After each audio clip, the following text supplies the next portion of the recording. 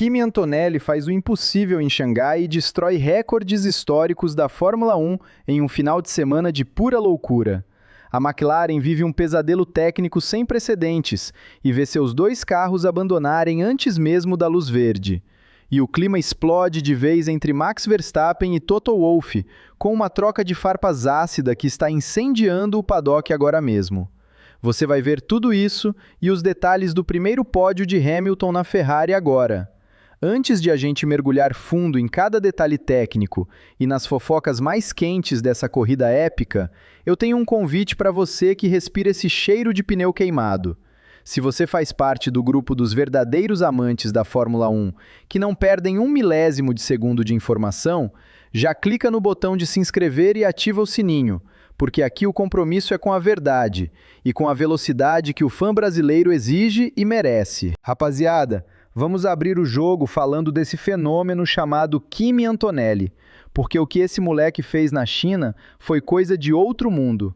O prodígio do Toto Wolff, que carregava uma pressão gigantesca nas costas desde que foi anunciado como o herdeiro do assento do Hamilton, se tornou hoje o pole position e o vencedor mais jovem da história da categoria em um mesmo fim de semana, quebrando a marca que pertencia ao próprio Max Verstappen. Com apenas 18 anos e alguns meses, o italiano pilotou com uma autoridade de veterano, ignorando o caos das relargadas e a degradação agressiva dos pneus no asfalto de Xangai. Lembra daqueles papos de que ele era verde demais para a Mercedes? Esquece, porque o garoto não só entrou no carro, como sobrou na pista, cravando uma volta de pole que deixou os engenheiros de Brackley boquiabertos, com uma vantagem de quase 3 décimos para o segundo colocado. A telemetria da Mercedes mostra que a mágica aconteceu no setor 2, aquele trecho travado e técnico da China, onde o equilíbrio do carro é colocado à prova o tempo todo.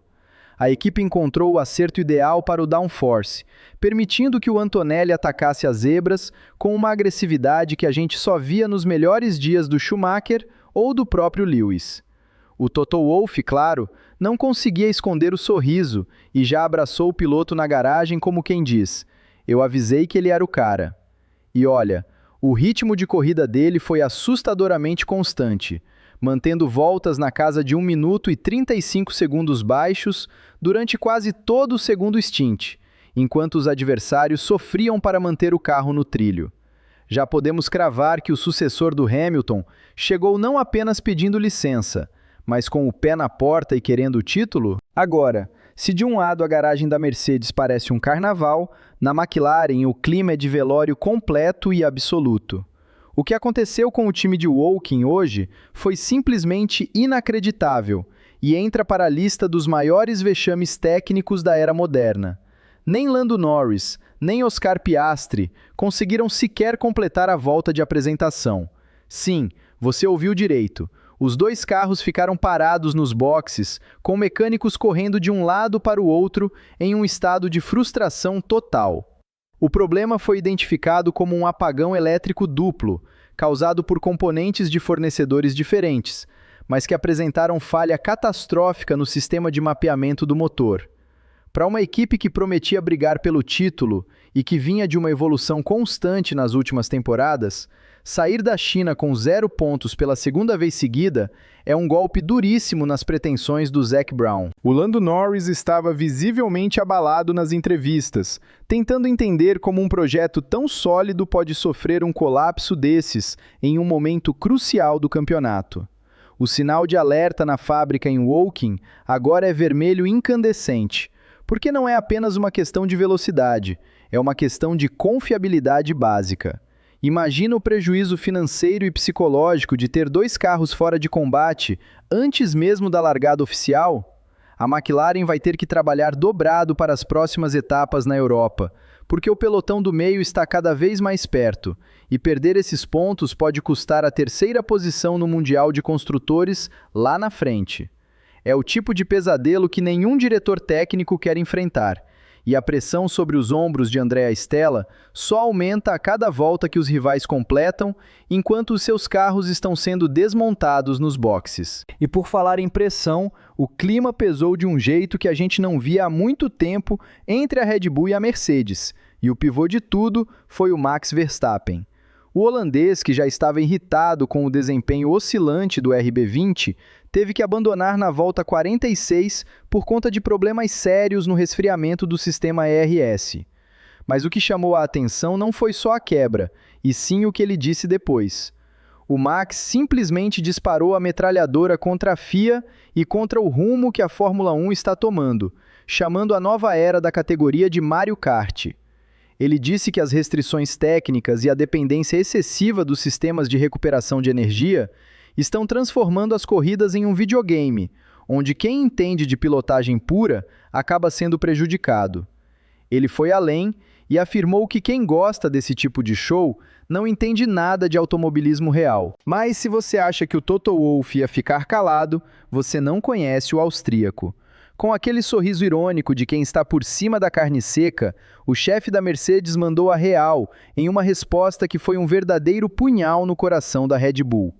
O Toto sugeriu que a frustração do Max não é com o regulamento ou com o show, mas sim porque o carro da Red Bull é simplesmente horrível de dirigir nesta temporada e que o piloto está perdendo a paciência por não ter mais o domínio absoluto que teve nos últimos anos.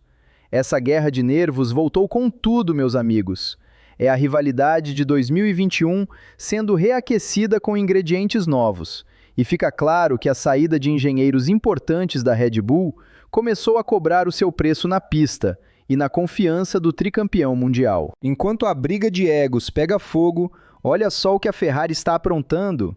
Muita gente duvidou que eles teriam ritmo depois que a FIA forçou a equipe a remover aquelas mini asas polêmicas que estavam instaladas no Halo. Diziam que aquilo era o segredo da estabilidade da Ferrari em curvas de alta, mas o que vimos em Xangai provou o contrário. O Lewis Hamilton conquistou seu primeiro pódio vestindo o macacão vermelho, e a imagem dele ali, na terceira posição, vibrando com os tifoses chineses e recebendo o carinho da equipe de Maranello, dá um arrepio diferente até em quem não é ferrarista roxo.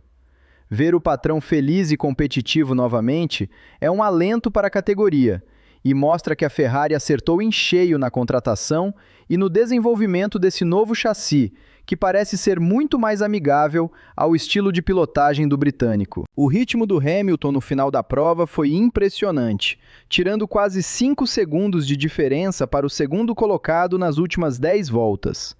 Se a corrida tivesse mais uns 3 ou 4 giros, ele certamente estaria brigando pela vitória contra o Antonelli. Isso mostra que o carro vermelho tem lenha para queimar e que o motor italiano voltou a ser uma referência de potência no grid. O Carlos Sainz também fez uma prova sólida, terminando em quinto e ajudando a Ferrari a se consolidar como a segunda força clara do campeonato até aqui. A estratégia de paradas da escuderia foi cirúrgica, algo que a gente raramente elogiava no passado, mas que agora parece ser o novo padrão de excelência sob o comando de Fred Vasseur. E claro, eu não posso deixar de falar do orgulho brasileiro que está brotando nessa nova fase da Fórmula 1. No meio desse caos todo de abandonos e recordes, os nossos garotos Gabriel Bortoleto e Marcos Drogovic seguem ali, mostrando que o Brasil tem sim lugar garantido nessa elite competitiva. O Bortoleto, em especial, fez uma corrida de recuperação digna dos grandes mestres brasileiros, largando de trás e escalando o pelotão intermediário com ultrapassagens decididas e uma gestão de pneus que deixou muito veterano com inveja.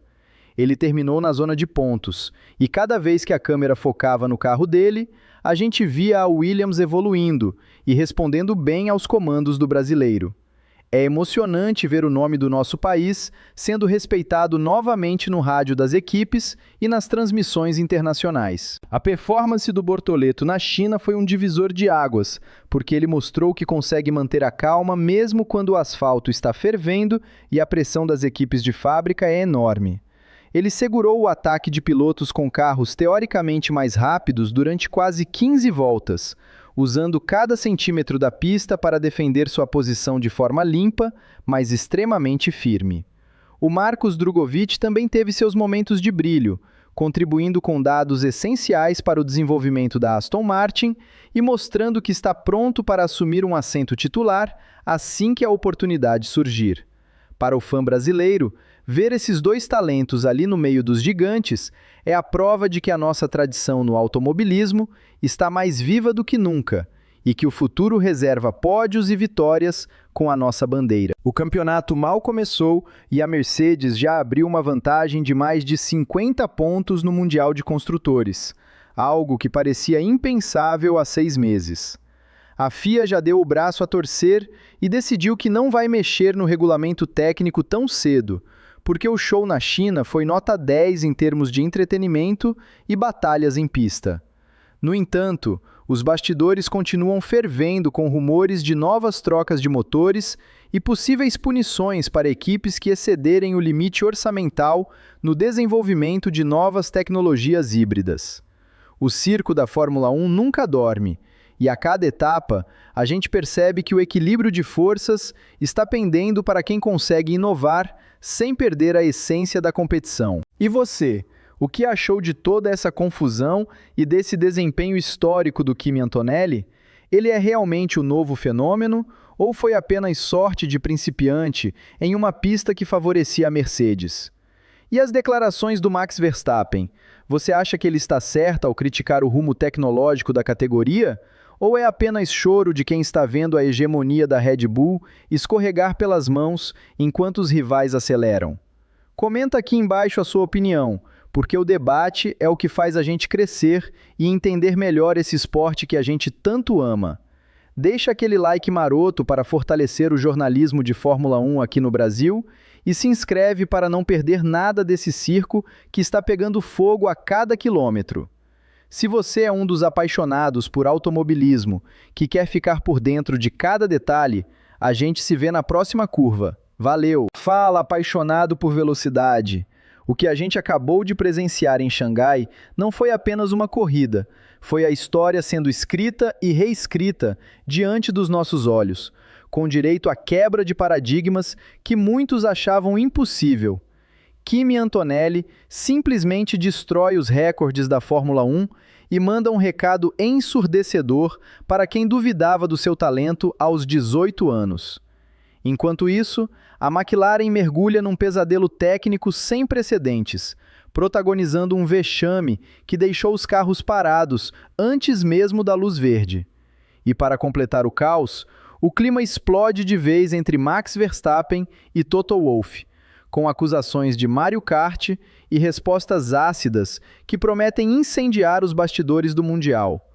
Fica ligado, porque eu te entrego todos os detalhes e as análises mais quentes desse GP da China, agora mesmo. Antes de a gente mergulhar fundo em cada detalhe técnico e nas fofocas mais quentes dessa corrida épica, eu tenho um convite para você que respira esse cheiro de pneu queimado. Se você faz parte do grupo dos verdadeiros amantes da Fórmula 1, que não perdem um milésimo de segundo de informação, já clica no botão de se inscrever e ativa o sininho, porque aqui o compromisso é com a verdade e com a velocidade que o fã brasileiro exige e merece. Mas antes de a gente mergulhar de cabeça em cada detalhe técnico e nessas fofocas que estão fazendo o paddock ferver, eu tenho um convite especial para você que, assim como eu, não consegue passar um dia sem pensar em estratégia de parada e tempo de setor.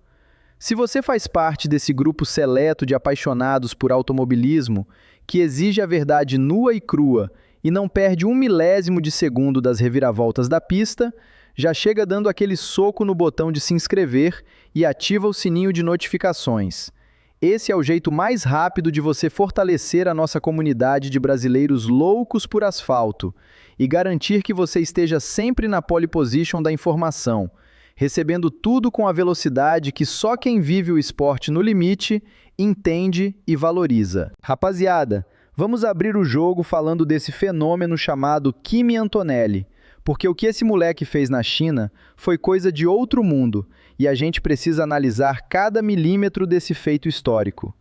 O prodígio do Toto Wolff, que carregava uma pressão gigantesca nas costas desde que foi anunciado como o herdeiro direto do assento do Lewis Hamilton, se tornou hoje o pole position e o vencedor mais jovem da história da Fórmula 1 em um mesmo fim de semana, simplesmente estraçalhando a marca que pertencia ao Max Verstappen. Com apenas 18 anos e alguns meses, o italiano pilotou com uma autoridade de veterano, ignorando o caos das relargadas e a degradação agressiva dos pneus no asfalto traiçoeiro de Xangai. Lembra daqueles papos de corredores e das críticas pesadas de que ele era verde demais ou de que a Mercedes estava cometendo um erro ao pular etapas na formação dele? Pois é, o Antonelli não só calou a boca de muita gente, como sobrou na pista de um jeito que a gente raramente vê um novato fazer, cravando uma volta de pole position que deixou os engenheiros de Brackley boquiabertos, com uma vantagem de exatos 285 milésimos para o segundo colocado. A telemetria da Mercedes revela que a mágica aconteceu no setor 2, aquele trecho extremamente travado e técnico de Xangai, onde o equilíbrio do chassi é colocado à prova o tempo todo. O time encontrou o acerto ideal para o downforce, permitindo que o Kimi atacasse as zebras com uma agressividade que lembrava os melhores dias do Michael Schumacher ou as voltas de classificação insanas do próprio Hamilton. Durante a corrida, a constância do moleque foi assustadora. Ele manteve voltas na casa de 1 minuto e 35 segundos baixos durante quase todo o segundo stint, enquanto os adversários mais experientes sofriam para manter o carro no trilho por causa do superaquecimento dos pneus traseiros. O Toto Wolff, claro, não conseguia esconder o sorriso de "eu avisei" na garagem e já abraçou o piloto antes mesmo dele descer do carro, consolidando o que muitos já chamam de a maior aposta bem-sucedida da carreira do austríaco. É assustador pensar que esse garoto ainda está descobrindo os limites do carro e já consegue entregar um desempenho tão dominante em uma pista que exige tanto fisicamente. Essa vitória do Antonelli muda completamente a dinâmica do campeonato e coloca um ponto de interrogação na cabeça de todos os chefes de equipe. Quando a gente olha para o impacto disso, percebe que a Mercedes não apenas encontrou um substituto à altura do Hamilton, mas talvez tenha encontrado o piloto que vai definir a próxima década da categoria. O impacto dessa performance reflete diretamente na confiança da equipe, que agora sente que tem um carro capaz de vencer sem depender apenas de erros alheios. Para nós brasileiros, ver um jovem de 18 anos dominar assim dá uma pontada de esperança e ansiedade pelo que o Gabriel Bortoleto pode fazer quando tiver a sua chance real em um carro competitivo. O sucesso de um rookie como o Kimi prova que a nova geração está vindo com uma preparação de simulador e base que encurta demais o tempo de adaptação.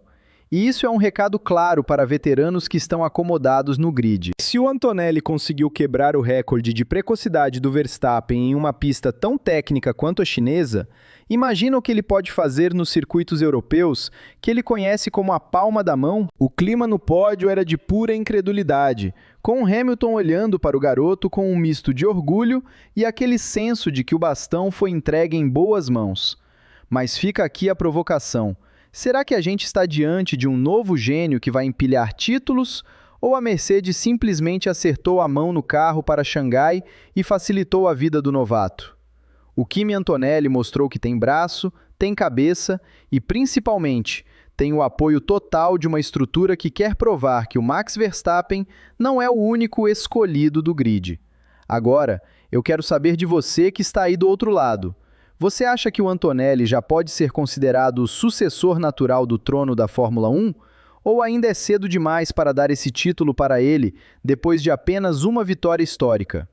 Me conta aqui nos comentários se você acha que o moleque é o novo Verstappen, ou se ele ainda tem muito o que suar para chegar nesse nível. E se a Mercedes está rindo à toa com o fenômeno italiano, a garagem da Ferrari não fica atrás, porque o que a gente viu do Lewis Hamilton em Xangai foi um verdadeiro atestado de rejuvenescimento em praça pública que deixou muito crítico de cabelo em pé.